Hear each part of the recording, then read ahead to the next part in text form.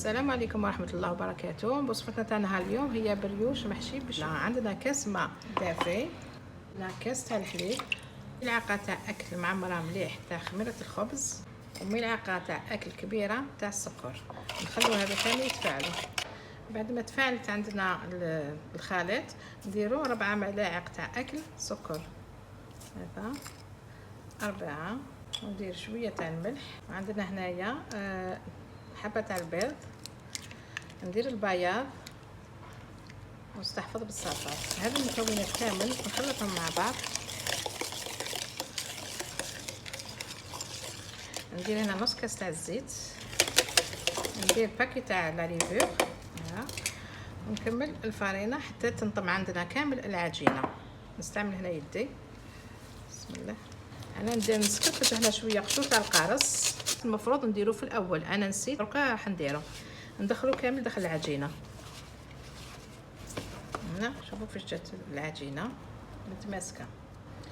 هنا نحطوا العجينه تاعنا، نضيف لها ملعقتين تاع اكل زبده ونعجنها كامل بهذه الطريقه. نعجن بهذه الطريقه حتى تولي عندنا من باتليس، عجينه طريه بهذا الشكل. نخلوها تستراح ونخلوها تخمر، ومن بعد نعاودو نولو ليها. هنا بعد ما خمرت عجينه نكسرها بهذه الطريقه، نقسمها ثلاثه، نفتحها،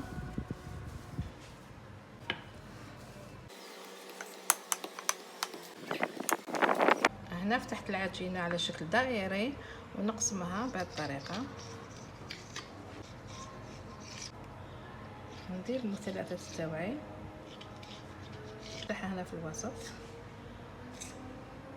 ندير هنايا نستعمل الشيكوله تاع الطلاء، نجبد المثلث تاعي، نجبده هكذا ونشكل كرواسون.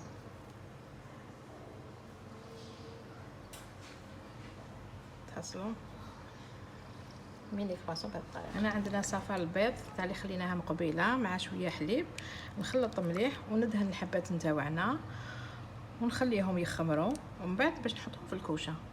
بعد ما نشوفهم خمروا نديرهم في الكوشه يطيبوا.